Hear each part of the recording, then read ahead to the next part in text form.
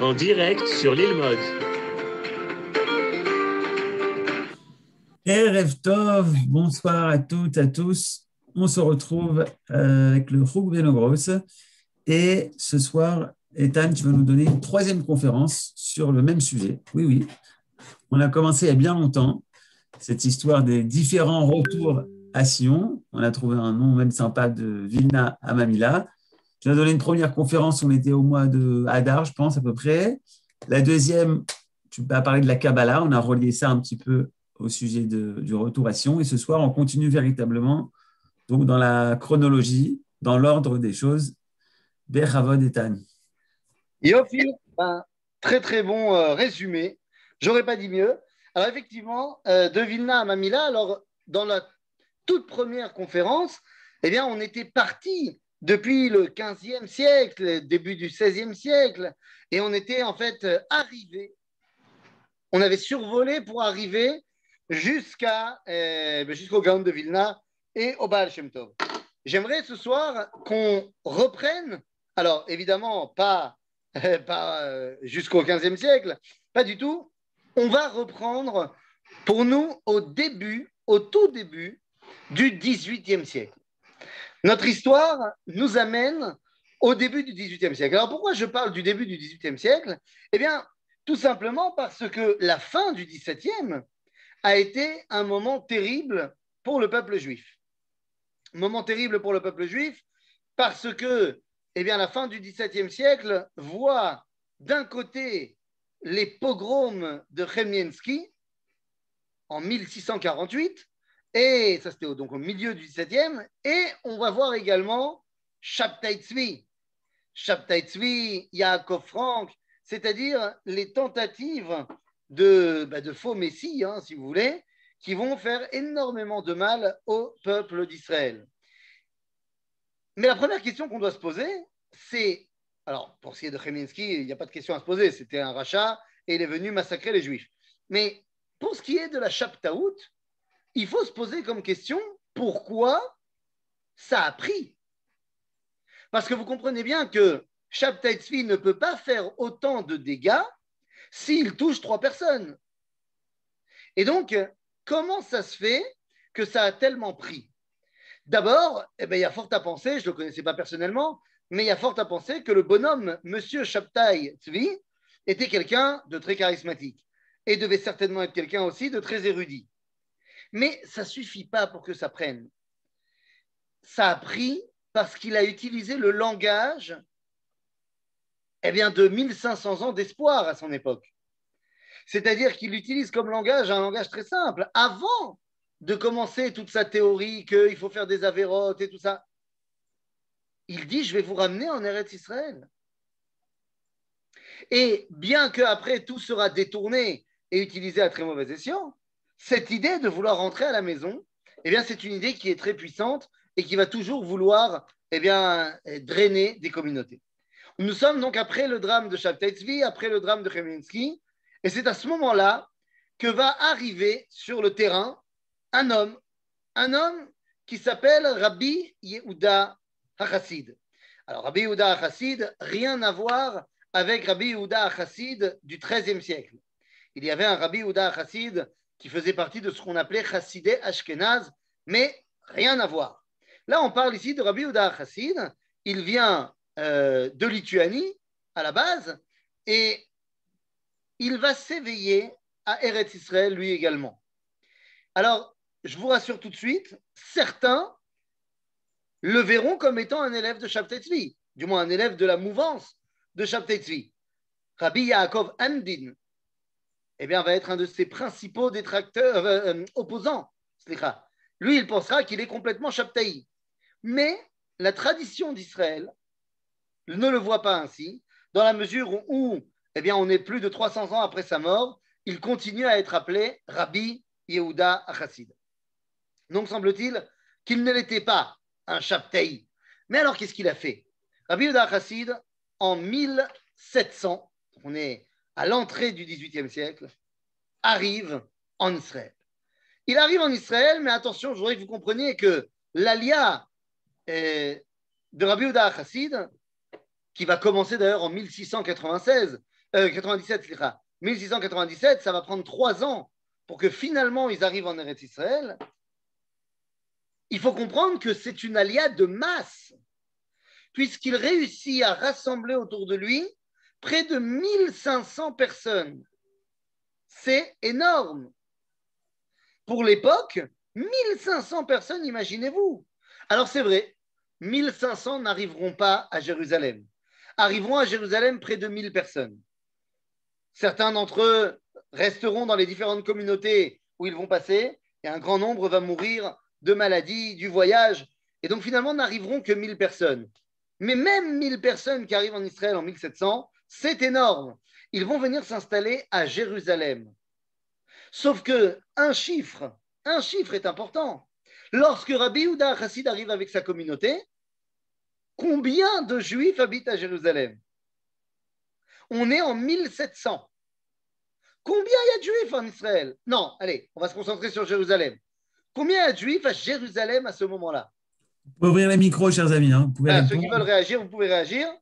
Eh bien, je vous le dis, il y a à ce moment-là 1200 Juifs à Jérusalem. Et Rabbi Yehuda HaChassid arrive avec 1000 Juifs. Autant te dire que la population juive à Jérusalem a doublé. Donc vous imaginez l'influence que ça va avoir. Qui sont les Juifs de Jérusalem à cette époque-là? Eh bien, ce sont principalement des Sfaradim. Rabbi Yehuda HaChassid arrive avec des Ashkenazim, d'Europe de l'Est qui plus est. Au départ, eh bien, il semble que ça va bien se passer. Du moins, on pense que ça va bien se passer. Mais, malasot, alors que le Rav a commencé à mettre en place sa communauté, alors qu'il a réussi à acheter un terrain à côté de la synagogue du Ramban, qui a près déjà de 400 ans. Il va acheter un terrain et il va y construire, ou du moins commencer à y construire, une synagogue. Mais pour construire une synagogue, les amis, eh ben, c'est pas compliqué. Il faut de l'argent. Non seulement pour acheter le terrain, mais pour construire la synagogue. Qu'à cela ne tienne, Rabbi Yehuda HaChassid, avec son charisme, réussit à emprunter de l'argent aux Arabes de la région. Le problème, c'est que 3 jours après l'inauguration de la synagogue, eh bien, crise cardiaque, Rabbi Yehuda HaChassid meurt. La communauté est complètement perdue. La communauté ne sait pas quoi faire, ne sait pas comment réagir. Et à ce moment-là, alors qu'on vient de commencer à mettre en place la fameuse synagogue qui deviendra plus tard, on y reviendra, la Khourva, les Arabes viennent dire va falloir rembourser. Et non seulement va falloir rembourser, mais il va falloir rembourser avec les intérêts. Et la communauté n'est pas capable de rembourser. Et à ce moment-là, au début du XVIIIe siècle, va se passer quelque chose d'absolument incroyable. Les Juifs sont divisés en 2 catégories par l'Empire ottoman. C'est une catégorisation officielle. Il y aura les Juifs ashkénazes et les Juifs séfarades. Pourquoi est-ce que l'Empire ottoman, ça l'intéresse de séparer? Eh bien, tout simplement parce que les Sfaradim, ils sont en règle au niveau de ce qu'ils doivent à l'Empire ottoman. Les Ashkenazim doivent beaucoup d'argent à Jérusalem. Il est donc à partir de maintenant décrété que des Ashkenazim n'ont plus le droit de vivre à Jérusalem. Alors voilà, vous avez ici une photo fantastique. À gauche, un homme de ce qu'on pourrait appeler un Peleg Yerushalmi. C'est-à-dire ces chassidim, qui ne sont pas vraiment d'ailleurs des chassidim, habillés avec ce peignoir de bain très très design, à rayures, mais en vérité, cet habit ne vient pas de Pologne. Il ne vient pas non plus de Lituanie. Cet habit, il ressemble comme 2 gouttes d'eau avec la photo de droite.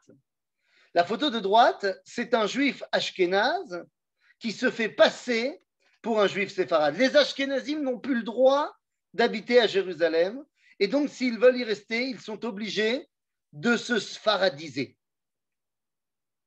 Quelque chose d'absolument incroyable. Imaginez-vous, imaginons 2 secondes que les choses se passent dans le sens inverse.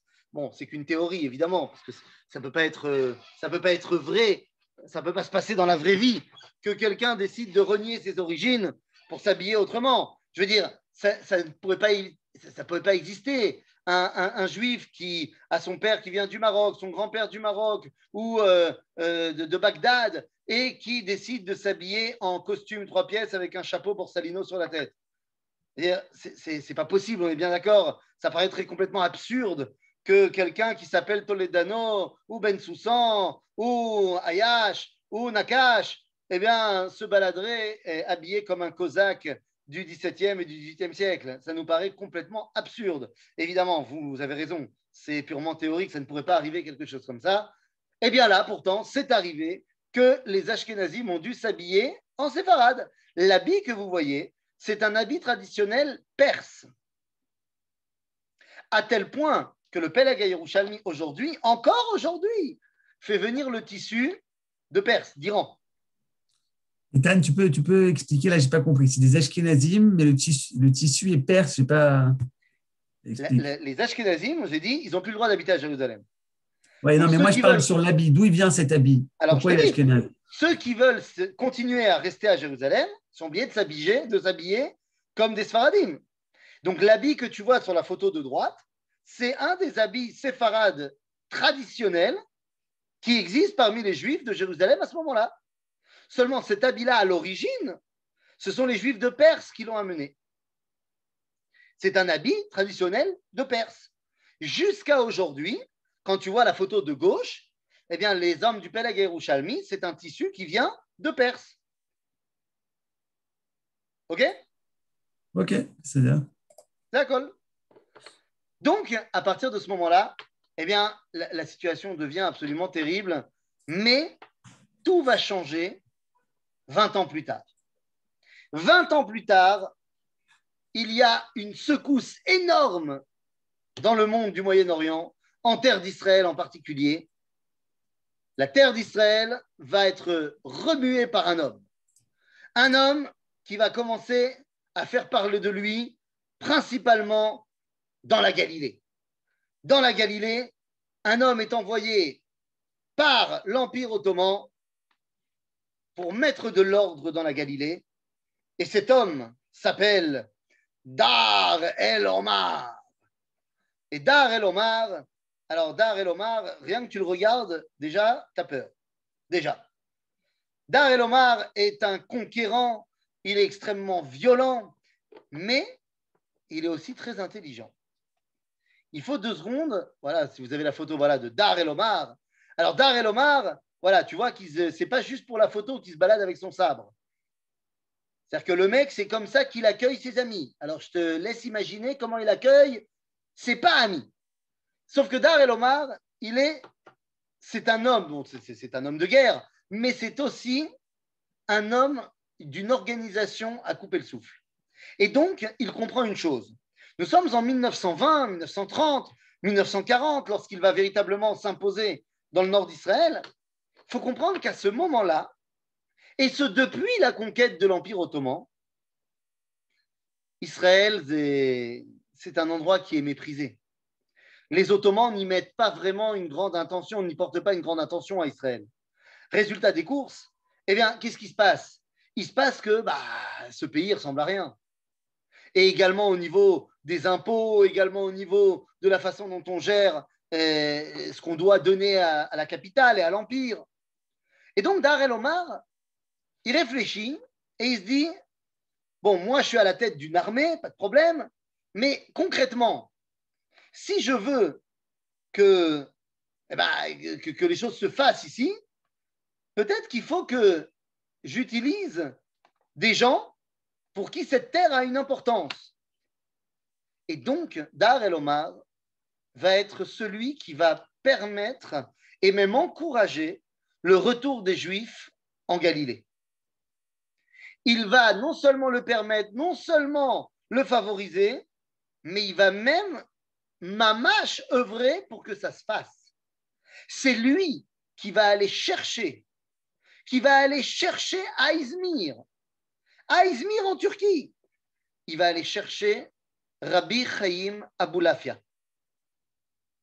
Rabbi Chaim Aboulafia est le petit-fils de Rabbi Yaakov Aboulafia, qui était le dernier rave de Tibériade avant que Tibériade ne soit détruit 2 générations auparavant. Rabbi Chaim Aboulafia, le petit-fils, est le rave de Izmir et il a envie de venir en Israël. Dahar el-Omar va apprendre cela et en 1738, il vient le chercher, le fait venir en Israël et lui dit voilà, tu as carte blanche pour reconstruire Tibériade. Tu me reconstruis Tibériade, tu en gères tout ce que tu veux, tu fais la Torah comme tu veux, tu fais les synagogues comme tu veux, je veux que Tibériade devienne une ville au top. Et au travers de Tibériade, c'est d'autres villes également dans la Galilée à côté de Tibériade qui vont refleurir. Rabbi Chaim Aboulafia ramène les Juifs à Tibériade et ramène les Juifs en Galilée. C'est l'âge d'or d'un retour possible. On commence à y réfléchir. Le problème, c'est que Dahar el-Omar, eh bien, plus il réussit et plus il a des velléités de conquête. Et plus il a également eh bien, des envies de règne. Et il commence à sérieusement poser problème à l'Empire ottoman. Parce qu'il commence à ne plus vraiment rendre de compte. Il commence à faire un peu ce qu'il veut. Et alors qu'il devait être eh bien, le gouverneur de la Galilée, eh bien, il va un peu plus haut et un peu plus bas. Bekitsour, l'Empire ottoman va engager quelqu'un qui à la base est censé venir aider Dahar el-Omar, mais qui en vérité est là pour lui, pour le calmer, quoi, si vous avez compris de quoi je parle. Et cet homme s'appelle Ahmad el-Jazar. Ahmad el-Jazar, alors c'est lui, alors je ne sais pas lequel fait le plus peur entre Dahar el-Omar et lui. C'est quand même une paire de moustaches fantastiques. Je ne sais pas si c'était des vrais. Mais en tout cas, Ahmad el-Jazar, en 1775, prend le contrôle, va tuer Dahar el-Omar d'abord pour le kiff, et ensuite va prendre le contrôle de la Galilée, mais il ne demande rien à personne. Il se fait construire une forteresse à Akko et fait de Akko sa capitale. Seulement, il n'en fait pas seulement une capitale à lui, il en fait une vraie capitale de l'Empire ottoman. Akko devient une ville grande, fortifiée, une ville moderne. Nous sommes en 1775. Et sauf qu'à ce moment-là, eh bien, en Europe, ça commence à bouillonner sévère.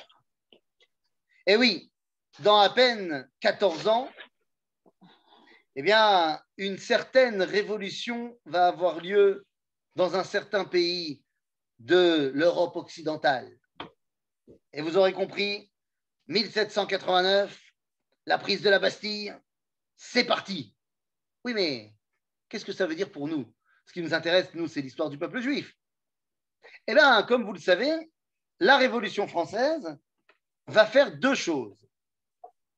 Une qui est problématique pour les Juifs et une qui est une bonne chose pour les Juifs. La première, c'est qu'elle va donner, et c'est la problématique, c'est qu'elle va donner l'émancipation et la citoyenneté aux Juifs de France. La deuxième, qui est bénéfique, c'est qu'elle va donner la citoyenneté et l'émancipation aux Juifs de France. Eh oui, car d'un côté, évidemment, que c'est positif, les pogroms vont peut-être cesser, les Juifs de France vont être peut-être plus intégrés, mais c'est la porte ouverte à l'émancipation et donc à l'assimilation.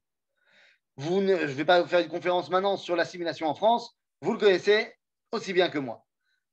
Mais il y a une autre chose qui arrive, c'est un petit général qui va commencer à faire parler de lui.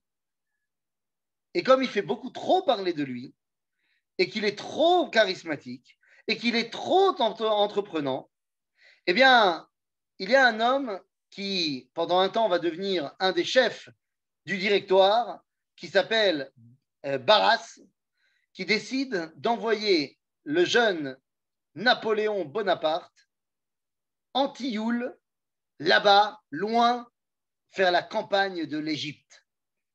Et Napoléon arrive en Égypte, et de l'Égypte, il va arriver en Eretz Israël. Nous sommes en 1798-99. Napoléon arrive en Israël, et Napoléon, c'est Napoléon. Il veut conquérir tout ce qui est sur son passage. Entre parenthèses, il va faire du Napoléon quand il arrivera à Yafo. À Yafo, eh bien, il a un grand problème à mater la révolte à Yafo. Alors, nous, il y a 2 semaines, il y a eu une petite révolte à Yafo. Il y a eu des petits problèmes. La police elle est venue séparer les gens. Napoléon, quand il a eu des problèmes à Yafo, il a pris 3000 personnes et il les a massacrées dans la rue pendant 3 jours. C'était des massacres en ligne pendant 3 jours. Voilà, il a réglé le problème comme ça à Yafo. Et après, il monte à Akko. Et sauf qu'à Akko, eh bien, il se fait recevoir par notre ami Ahmad El-Jazar. Oui, enfin, pas vraiment Ahmad El-Jazar, parce que El-Jazar avait confié les fortifications de la ville et la défense également de la ville à un homme qui s'appelait, attention, tenez-vous bien, Rabbi Chaim Farhi. Rabbi Chaim Farhi, Rabotai, misé. Eh bien, c'est un homme qui est conseiller de l'Empire ottoman. Son père l'était déjà et son grand-père avant lui. C'est un juif. Et Rabbi Chaim Farhi devient l'homme de main de El-Jazar. C'est lui, Rabbi Chaim Farhi, qui mène les combats contre Napoléon à Akko. Eh bien, je vous le donne en 1000. Il va gagner. Napoléon est arrêté à Akko. Il n'arrivera pas à prendre la ville. Chaim Farhi est le juif qui aura arrêté Napoléon. Il n'y en a pas beaucoup qui peuvent s'enorgueillir de dire ça. Alors, tu m'étonnes. Attends, il a arrêté Napoléon, il a sauvé Akko. Il va faire son rapport à El-Jazar. Il va le récompenser, j'imagine. Ben oui, il le récompense comme El-Jazar, il récompense. Il lui a coupé les pouces et les oreilles. Lama Kacha. Bon, d'accord, mais on s'égare, 2 secondes. Qu'est-ce qui se passe au niveau de notre alia? Alors, je ne rentrerai pas dans les légendes qui parlent de Napoléon avec tous ces discours qu'il aurait fait, et je dis bien aurait au conditionnel. Est-ce que Béhémet, c'est Nachon, ce qu'on dit sur Napoléon, qui aurait vu un juif pleurer pour la destruction du Beth Amikdash, qui aurait dit un juif qui est capable de pleurer pour la destruction d'un temple il y a 1700 ans, c'est sûr qu'il le verra à la reconstruction. On n'en sait rien. Est-ce que c'est vrai que Napoléon, avant de se rétracter, aurait incité les Juifs à revenir en Israël, à recréer leur pays? L'Opachout. Mais une chose est sûre, au moment où Napoléon est en Israël, il y a un Juif qui lui aussi est arrivé en Israël.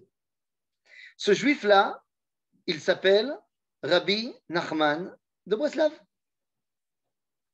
Rabbi Nachman de Breslav arrive en Israël. Il arrive en Israël, il ne va pas y rester longtemps, je vous rassure. Pourquoi il ne va pas rester longtemps? À cause justement des guerres napoléoniennes.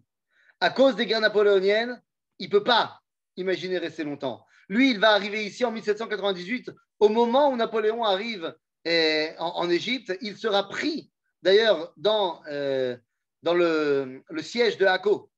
C'est-à-dire qu'il est dans la ville au moment où Akko est assiégé par Napoléon.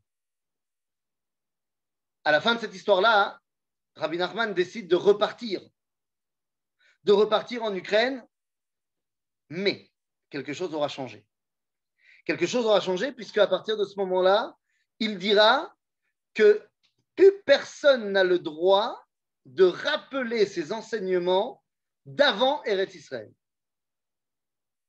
Il dit la Torah qu'il a reçue en Eretz Israël, c'est ça la Torah qu'il doit se propager et certainement pas ce qu'il a enseigné avant d'être arrivé en terre d'Israël. Et donc, Rabbi Nachman va commencer à transmettre cette Torah quelque part, Torah Eretz Israël. Alors vous allez me dire, ok, très bien. Alors c'est bon. Alors c'est bon. On a gagné. Ouais, mais pas vraiment. Parce qu'à ce moment-là, on est, comme on l'a dit, à la fin du XVIIIe siècle. Ça fait 100 ans qu'on a commencé notre étude. Voilà. On s'est fait 100 ans en une demi-heure. C'est pas mal. Mais qu'est-ce qui a changé pour les Juifs? Eh bien, pas grand-chose. Pas grand-chose. Les Juifs ne sont pas encore en masse en train de venir. Enfin, quoique, en 1777, alors que tous les regards sont tournés vers le nord, un groupe de Juifs arrive depuis l'Europe de l'Est. Ce sont les Talmidim du Baal Shem Tov. Et les Talmidim du Baal Shem Tov arrivent en Israël, Aliat Talmidei à Baal Shem Tov, on parle de près de 300 personnes, arrivent en Israël et ne font pas beaucoup de bruit. Pour l'instant, ils ne font pas beaucoup de bruit. Mais les choses vont changer.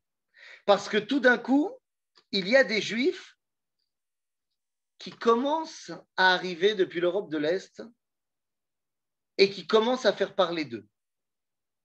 Vous allez me dire, mais il y avait déjà le groupe de Rabbi Yehuda Chassid. Oui, mais malheureusement, après les problèmes qu'on a évoqués tout à l'heure et l'obligation de se déguiser en séfarade, ils sont complètement, certains sont restés, se sont déguisés, mais ils sont complètement descendus de la Bama. Ils n'étaient plus du tout les acteurs de la vie de la communauté.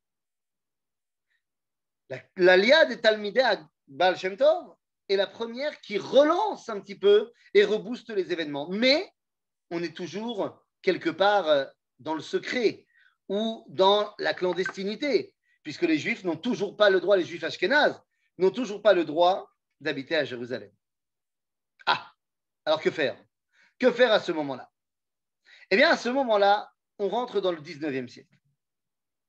Et lorsqu'on rentre dans le 19e siècle, les amis, eh bien, les choses se passent un tout petit peu différemment. Parce qu'au 19e siècle, eh bien, on a l'enseignement du Gaon de Vilna. Gaon de Vilna, né en 1720, et donc, eh bien, le début du 19e siècle voit l'héritage du Gaon de Vilna. Le Gaon de Vilna, donc voilà, lui aussi va envoyer ses élèves en Israël. Et là, on parle de Aliyat Talmidei Agra, près de 900 personnes. Mais la Aliyat des Talmidei Agra, à l'inverse des Talmidei à Baal Shem Tov, se veut une Aliyah d'abord et avant tout de reconstruction concrète. Il ne s'agit pas de venir s'implanter et de faire des tfilotes. Il s'agit de construire des villages, il s'agit de planter des champs, il s'agit simplement de construire le pays. Et Talmidei à Baal Shem Tov, Rabbi Israël Mishklov, Rabbi Hillel Mishklov, vont commencer à bosser un peu partout. Mais évidemment, ils veulent revenir à Jérusalem. Et ils veulent pouvoir revenir à Jérusalem sans se cacher. Évidemment. Et donc, à ce moment-là, il y a un homme qui prend le lead, qui prend la direction des élèves du Gaon de Vilna. Cet homme s'appelle Harav Avraham Shlomo Zalman Tzoref. Harav Avraham Shlomo Zalman Tzoref. Eh bien, en 1838, il va faire quelque chose de fondamental. Et Avraham Shlomo Zalman Tzoref. Maintenant, d'abord, vous voyez bien qu'il n'a pas du tout l'allure des rabbins de l'époque. Et c'est ce qui va lui permettre de rentrer en contact avec le nouveau homme fort du moment. Et l'homme fort du moment s'appelle Ibrahim Pecha. Ibrahim Pecha. C'est qui celui-là? Oy va voy, c'est quoi ces noms? Et oui, vous savez qu'à l'époque, sous l'Empire ottoman, il y a des gouverneurs de région. Ces gouverneurs de région s'appellent en hébreu Pecha. En français, on dira Pacha. Quand on dit tu te comportes comme un Pacha, tout ça, le Pacha, c'est le gouverneur de région sous l'Empire ottoman. Et donc, Ibrahim Pecha devient le gouverneur de toute la région de Eretz Israël. La vérité, pas que. Il a un territoire qui est beaucoup plus grand, mais il arrive en 1831 avec 40 000 hommes en Eretz Israël et il va calmer un petit peu tout le monde. Pourquoi est-ce qu'il y a besoin d'amener Ibrahim Pecha? Parce que, encore une fois, après l'attaque de Napoléon, Ahmad al-Jazar, il s'est cru un peu au-dessus du royaume. Donc, on emmène Ibrahim Pecha et il va calmer tout le monde. Il reprend le contrôle de tout. Et à ce moment-là, Ibrahim Pecha comprend lui aussi, comme Dar el-Omar, que seuls les Juifs tiennent suffisamment à cet endroit-là pour en faire un endroit important. Lui, il faut comprendre, l'Empire ottoman, il s'en fout de Jérusalem. Mais lui, c'est sa région. Donc, comme lui, c'est sa région, il a envie que sa région, elle soit puissante.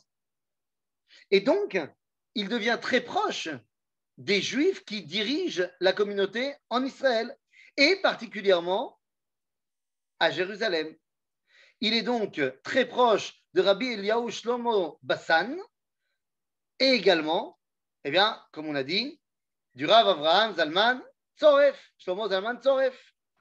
Et ensemble, et le Rav Eliyahu Bassan et le Rav Tzoref viennent le voir et lui disent Kvod Apasha, on a trouvé l'argent et on va maintenant régler les dettes des Ashkenazim. Les dettes sont réglées pour la simple raison que Ibrahim Pecha les réduit de moitié. Et donc les dettes sont réglées. Les Juifs ashkénazes peuvent revenir à Jérusalem officiellement et donc on peut recommencer à créer des choses. La première chose qui sera mise en place, c'est la synagogue de la Chourva. Celle qui, avec le temps, était devenue la Chourva de Rabbi Yehuda Chassid, parce que les Arabes l'avaient détruite. On va reconstruire Bet Knesset à Chourva. Alors, Bet Knesset à Chourva, pour tous ceux qui ont déjà été dans le Rova Yehudi, dans la vieille ville de Jérusalem, voilà, vous la voyez, elle est là. Pour tous ceux qui ont un petit peu plus que 10 ans en Israël, vous vous rappelez qu'elle ne ressemblait pas à ça à l'époque. À l'époque, c'était une ruine, c'était mamash une chourva. On n'en voyait qu'un arc. Pourquoi? Parce qu'elle avait été dynamitée par les Jordaniens en 1948. Comment ça se fait que donc on a pu la reconstruire à l'identique, de dehors comme de dedans? De dehors, c'est facile. On avait les photos de l'époque. Mais comment on a pu reproduire l'intérieur de Bet Knesset à Chourva? Tout simplement parce que Siata d'Ishmaïa, juste avant la guerre d'indépendance, il y a un étudiant de l'Université des Beaux-Arts de Betzalel qui avait pris comme projet de fin d'année de dessiner l'intérieur et l'extérieur de la synagogue de la Chourva. Et donc, on avait les croquis et les dessins de à quoi ressemblait la Chourva à l'intérieur. Ce qui fait que lorsque, en 2006, la Chevra le Pitoach Harova a décidé de reconstruire, avec l'aide de l'État d'Israël, la Chourva, l'intérieur, on savait exactement à quoi elle devait ressembler. Ethan, oui, 2 questions. Il me semble que c'est plus que des dessins, c'est même une maquette, non? Une maquette aussi, tout à fait. Tout à fait, tout à fait. Mais encore une fois, la maquette, elle était moins importante parce que, de toute façon, on avait les photos de la synagogue d'avant, c'est-à-dire d'avant la destruction. Donc la maquette, elle était bien pour l'extérieur, mais pas tellement pour l'intérieur. L'intérieur était possible grâce au dessin. Okay. Même si, je dois dire la vérité, l'intérieur actuel, il y a des dessins qui n'existaient pas à l'époque. Ils ont fait ce qu'il y avait à l'époque et ils ont rajouté aussi d'autres trucs. Bon, c'est pas très grave. C'est BCLR. Et donc, ça c'est la première question. Tu avais une autre question? Ouais, la deuxième question, comment tu places la synagogue Menachem Tzion, c'est avant? Tu parles de la Après? synagogue des Chassidim. Ouais, des Ashkenazim, quoi, qui est juste à côté, parce que c'est ce qui est écrit sur la tombe de Rabbi Shlomo Zalman. Nahon, Sur- Nahon. La synagogue, elle s'appelle, nous on l'appelle la Chourva, mais ce n'est pas son vrai nom. La synagogue, elle s'appelle Menachem Tzion, en vrai. Ok. Maintenant, tout le monde l'appelle la Chourva de Rabbi Yehuda Chassid parce que ambiance, nostalgie, ce que tu veux. Mais eux, ils ne veulent pas l'appeler, t'imagines bien. Ils ne vont pas appeler la synagogue la ruine. Oui, oui. Eux, ils l'appellent Menachem Tzion. D'ailleurs, il faut comprendre que le moment où on reconstruit la Chourva, c'est le Atraf. C'est la folie à Jérusalem. Nous sommes en 1838, on a dit. On est dans 2 ans en 1840. Shnat Tavresh. Or, le Gaon de Vilna avait dit à ses élèves que l'année 1840, Tavresh, c'était l'année de la Géoula. Donc les gens sont comme des fous.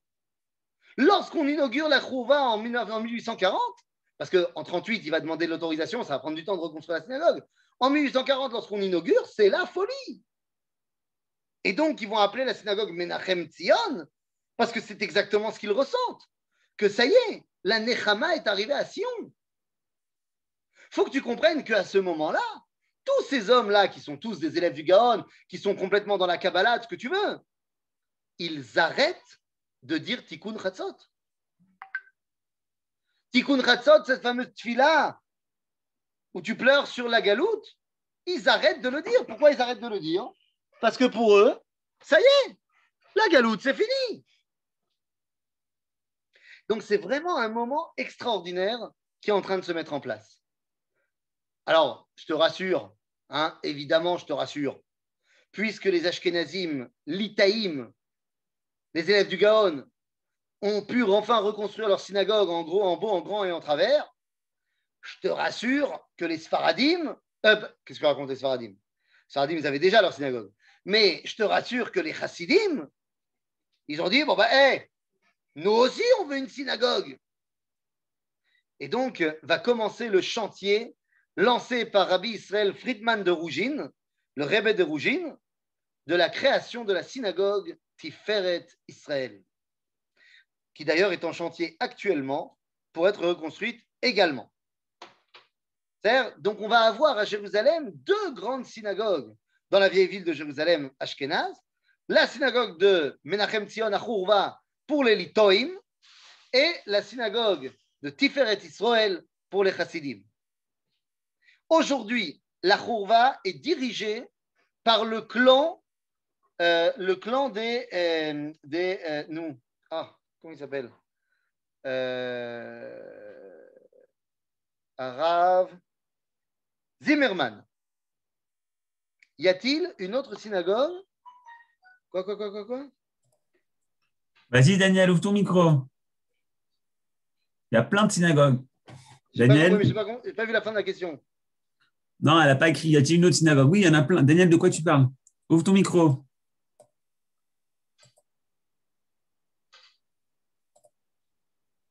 Daniel, on ne t'entend pas. Vas-y, vas-y. Il y a la synagogue. Vous m'entendez? Ouvre sur l'autre, là où tu as la matslema, Daniel. Tu es 2 fois, donc je ne peux pas te.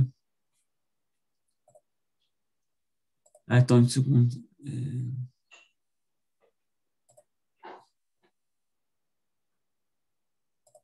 Non, j'arrive pas. Écris-nous, Daniel.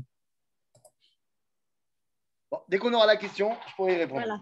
Non, Oui. il y a la synagogue de Menachem Tzion, qui est une synagogue ashkénaze, mamash ashkénaze.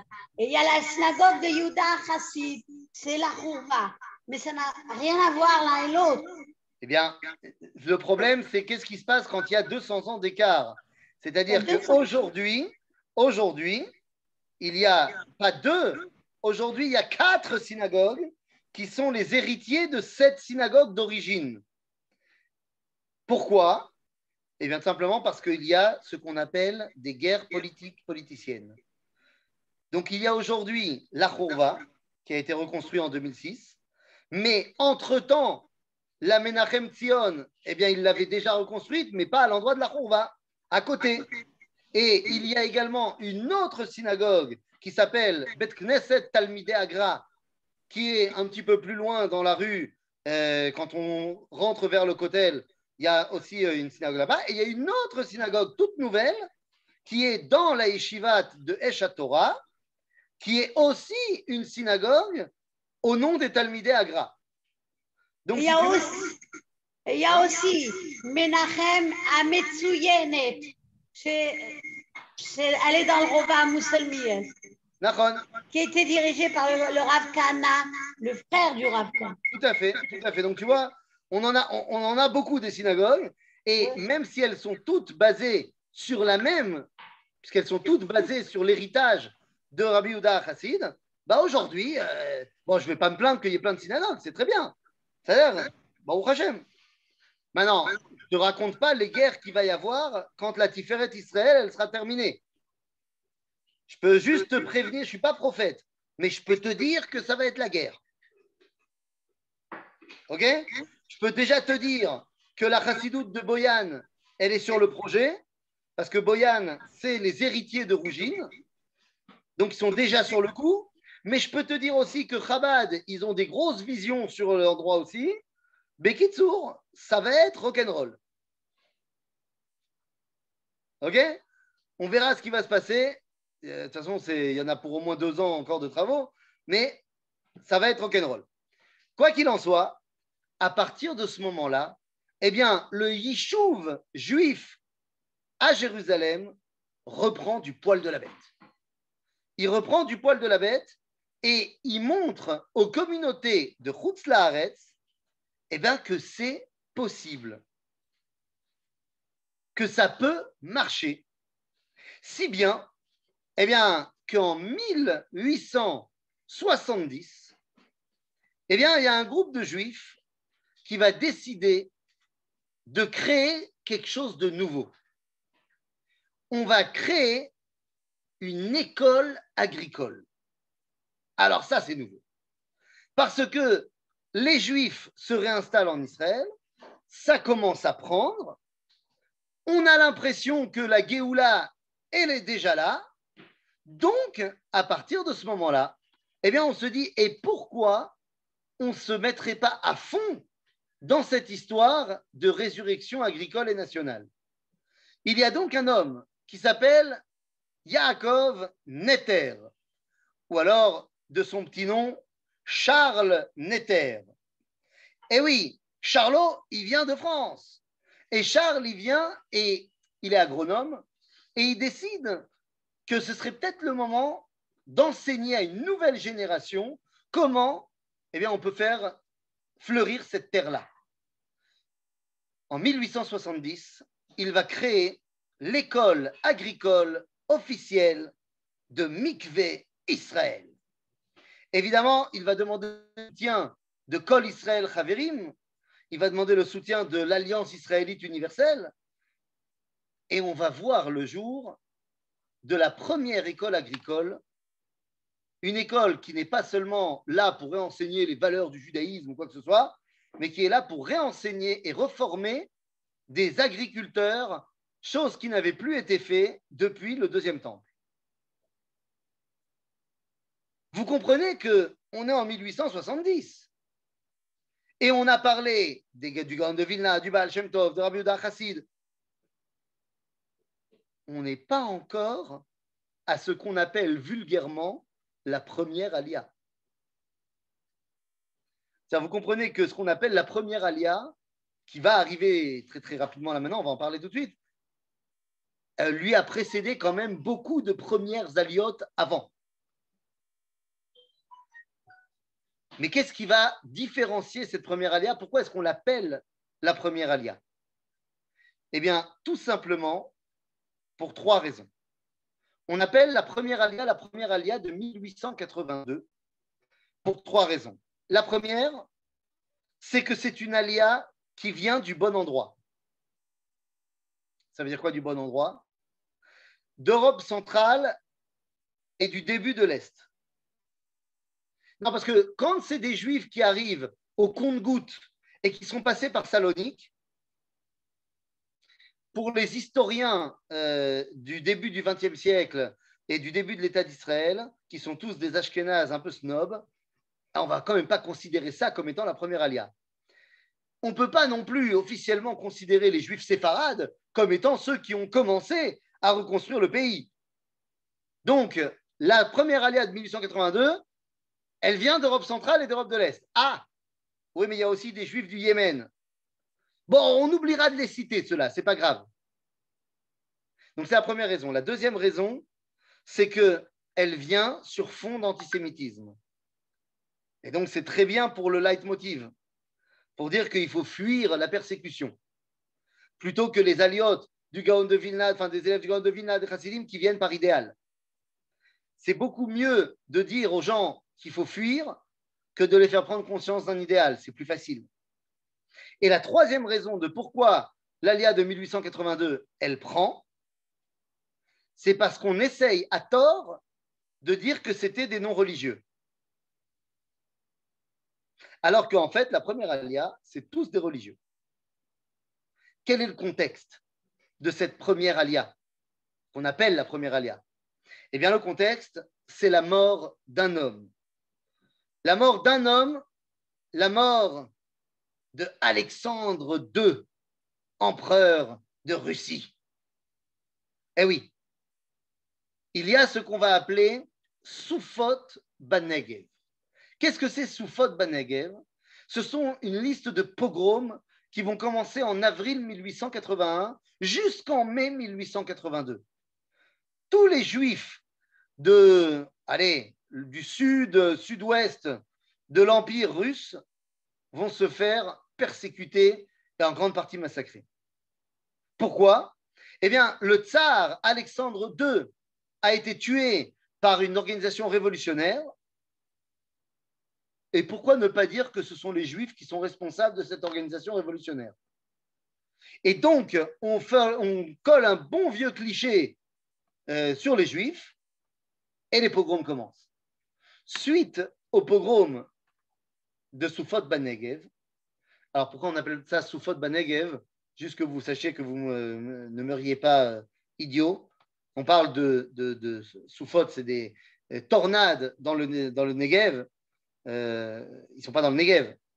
Mais comme ils sont dans les déserts russes, alors on a pris le nom en hébreu d'un désert qu'on connaît bien en Israël. Zéakol.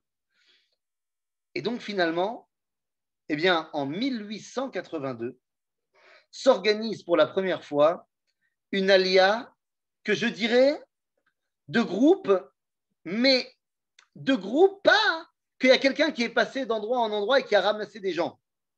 C'est-à-dire qu'on s'organise dans les différents pays et on va arriver au même moment dans un même organisme, dans une même matara.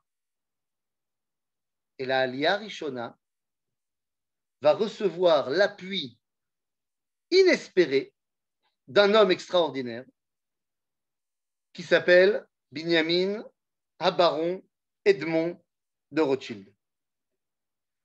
Quelle va être la terouma du baron de Rothschild à l'État d'Israël? Quelle est la différence entre la première alia et la deuxième alia et la troisième alia? Et où se place Herzl dans tout ça? Eh bien, c'est ce que nous verrons la prochaine fois, les amis. À très bientôt. Est-ce qu'il y a des questions? Merci beaucoup, Ethan. Toda Rabba. Toda. Eh ben, allez-y, questions.